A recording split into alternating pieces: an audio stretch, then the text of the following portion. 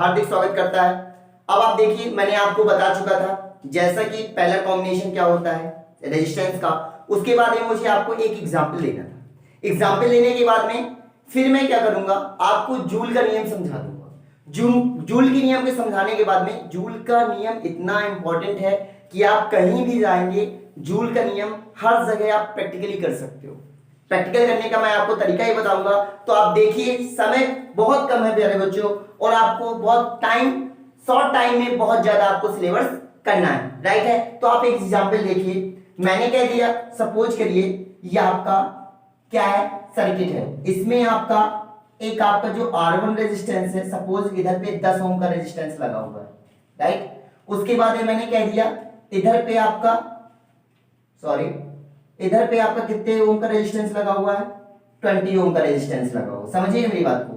और तीसरा सर्किट मैंने आपको बना दिया, इधर पे आपका जो लगा हुआ है रेजिस्टेंस आपका क्या लगा हुआ है, 30 का लगा हुआ है, राइट। इसको मैंने कनेक्ट कर दिया बैटरी के साथ में। क्या कर दिया मैंने, कनेक्ट कर दिया बैटरी के साथ में। बहुत अच्छे से समझिएगा भाई, लॉजिक हमारा क्या होना चाहिए, सही होना चाहिए, ठीक। अब मैंने कह दिया ये 10 वोल्ट की बैटरी के साथ में क्या है आपका कनेक्टेड है, कोई दिक्कत नहीं, 10 वोल्ट की हो या 12 वोल्ट की हो, हमें टोटल रेजिस्टेंस निकालना है। क्या निकालना है, टोटल रेजिस्टेंस निकालना है, हमें वोल्टेज का कोई मतलब नहीं है। तो अब देखो, हमने क्या बताया था आपको, जब समांतर क्रम में जुड़े हुए रेजिस्टेंस हो तो उनको कैसे सॉल्व करते हैं। तो मैंने बताया था आपको RT इक्वल टू क्या होता है, R1 plus 1/R2 plus 1/R3, right है। तो 1/R1 की वैल्यू क्या है, 1/10 है। 1/R2 की वैल्यू क्या है, 1/20 है। 1/R3 की वैल्यू क्या है, 1/30 है, राइट है। एलसीएम लेंगे कितना आएगा, एलसीएम लेंगे तो इतना आएगा अपना 60 आएगा। क्या आएगा अपना एलसीएम, 60 आएगा, राइट। अब आप देखिएगा एलसीएम लेने के बाद 30 भाई, राइट है। आंसर लेने के बाद में आप देखिए, मैंने कहा ये क्या आएगा, 6 आएगा, राइट है। ये कितना आएगा आपका 20 30 60, 3 आएगा। ये क्या आएगा आपका 1 आएगा। क्या आ गया आपका 6 3 9 1, कितना आ गया 10 आ गया, राइट।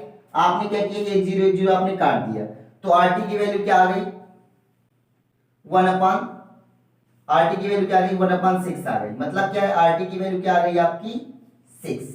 रेजिस्टेंस, टोटल रेजिस्टेंस क्या आया, जो मिनिमम रेजिस्टेंस है उससे वैल्यू क्या आई, कम आई। देखिए आप, मिनिमम रेजिस्टेंस क्या है आपका 10 ओम से क्या आएगी, कम ही आएगी वैल्यू।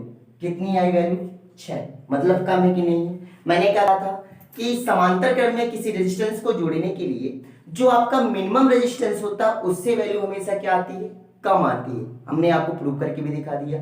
अब आपको ये जो, इसके बाद में मैं आपको समझाने जाऊंगा जूल का नियम क्या होता है। उसके बाद में प्यारे बच्चों, जो भी आप क्वेश्चन करें, क्वेश्चन करने में आप बस इतना विशेष तौर पे ध्यान दें कि आपका कॉन्सेप्ट क्या होना चाहिए, बिल्कुल एकदम करेक्ट होना चाहिए, बाकी आपको आंसर आएगा, ऐसा हो नहीं सकता, राइट है। अब आप देखिए जूल का नियम। जैसा कि पीक पॉइंट एकेडमी का उद्देश्य है आपका साथ, आपका विश्वास, बने रहिए अंत तक पीक पॉइंट एकेडमी के साथ। नाउ अब आप देखिए, मैंने आपको क्या बताया था, मुझे जूल का नियम बताना है। क्या बताना है, जूल का नियम बताना है। समझिएगा बेटा, जूल का नियम, राइट। अब जूल का नियम मैंने बताने के लिए आपको कुछ नहीं, एक चीज दिमाग में रखनी चाहिए। जूल नामक वैज्ञानिक ने बताया था, क्या बताया था, जूल नामक वैज्ञानिक ने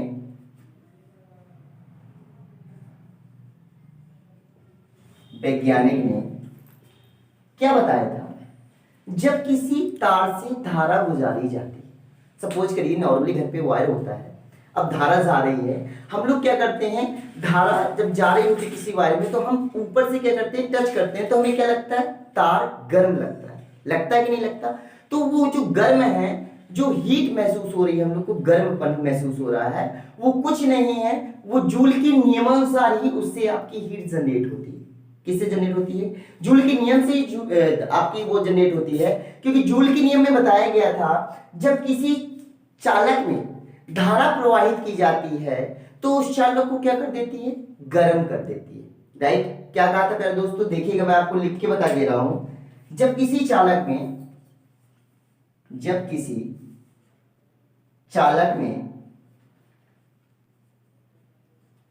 धारा प्रवाहित की जाती है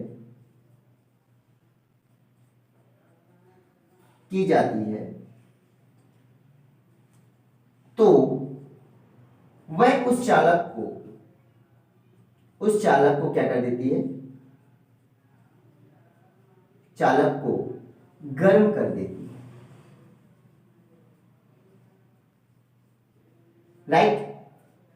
अब आप समझिएगा, ये किसने कहा था, जूल नामक वैज्ञानिक ने कहा था। और हम लोग प्रैक्टिकली भी देखते हैं कि किसी तार से हम लोग घर में नॉर्मली जो वायर होता है उसको जब हम टच करते हैं, जब हम लोग के घर में लाइट आ रही होती है तो हम लोग देखते हैं कि यार ये गर्म क्यों है तार। तो ये खुद हर चीज एक कॉन्सेप्चुअल बेस पे है, कॉन्सेप्ट बेस पे है। यदि आपको वो कॉन्सेप्ट आ गया, आपका जीवन ही पूरा समझ जाएगा। राइट। अब आप देखिए, जब किसी चालक में धारा प्रवाहित की जाती है तो वह धारा उस चालक को क्या कर देती है, गर्म कर देती है। राइट। इतना समझ में आया। उसके बाद में क्या कहा उसने ये चीज बोला, आपका जो मेन कॉन्सेप्ट है तो गर्म कर देती है, मतलब ऊष्मा उत्पन्न होती है। अर्थात क्या उत्पन्न होती है, अर्थात उसमें ऊष्मा, ये कह सकते हैं हीट उत्पन्न होती है। ये जो हीट होती है, हीट का सिंबल क्या होगा, H होगा। राइट। H होगा हीट का सिंबल। ये जो हीट है, उसने कहा कि ये हीट धारा के वर्ग के समानुपाती, क्या कहा, धारा के वर्ग के समानुपाती तथा जो भाई आप कोई ना कोई सब्सटेंस लेंगे तो आप भाई ज्यादातर क्या वायर प्रयोग करते हैं, या फिर आप एल्यूमिनियम वायर प्रयोग करते हैं या फिर आपका कॉपर वायर प्रयोग करते हैं। भाई नॉर्मली केस में दो ही वायर यूज करते हैं आप लोग। तो आप जानते हो कॉपर वायर में रेजिस्टेंस की वैल्यू क्या होती है, एल्यूमिनियम वायर की अपेक्षा कम होती है। समझ में आ रहा है। तो ये जो हीट होगा वो आपके रेजिस्टेंस पे क्या करती है, डिपेंड करेगी। जैसा रेजिस्टेंस होगा, जैसा वायर होगा, वैसे उसका रेजिस्टेंस होगा, जैसे उसका रेजिस्टेंस होगा वैसे उसमें हीट की गुना। राइट। अब कह रहा है जो उत्पन्न हीट है वो आपके समय पर भी निर्भर करती है। किस पे निर्भर करती है, समय पर निर्भर करती है। धारा जितने समय तक किसी वायर में प्रवाहित होगी, हीट की वैल्यू उतनी ही क्या होगी, ज्यादा होगी। तो हमारा फार्मूला क्या जनरेट हुआ, H equal to I square R T. क्या होगा, H equal to I square R T. Joule का नियम, ये क्या नियम है, जूल का कॉन्सेप्ट है। ये कॉन्सेप्ट आपको हर जगह मिल जाएगा। जूल कॉन्सेप्ट क्या कहता है, जूल कॉन्सेप्ट यही कहता है, नॉर्मली तरीके से आपको बोलना है, जब किसी चालक में धारा प्रवाहित की जाती है तो उस चालक को गर्म कर देती है। यह उत्पन्न जो ऊष्मा है, उत्पन्न ऊष्मा धारा के वर्ग के अनुक्रमानुपाती तथा उसमें उत्पन्न रेजिस्टेंस के अनुक्रमानुपाती तथा समय की क्या होती है, अनुक्रमानुपाती होती है। तो H इक्वल टू क्या हो गया, आई स्क्वायर आर टी हो गया। अब आप देखिए, चूंकि जूल नामक वैज्ञानिक ने दिया था, इस नियम को किसने दिया था, जूल नामक वैज्ञानिक ने दिया था, तो इसलिए इसका मतलब क्या होता है, जूल ही होता है। राइट प्यारे दोस्तों। तो आप लोगों ने, मैंने आपको जूल का नियम समझा दिया। जूल के नियम समझाने के बाद में फिर मैं आपको वैद्युत धारा क्या होता है उसके बारे में आपको वीडियो प्रोवाइड करूंगा। तो तब तक आप बने रहिए पीक पॉइंट एकेडमी के साथ में। नेक्स्ट वीडियो आपको कमिंग सून जल्दी आएगा। धन्यवाद।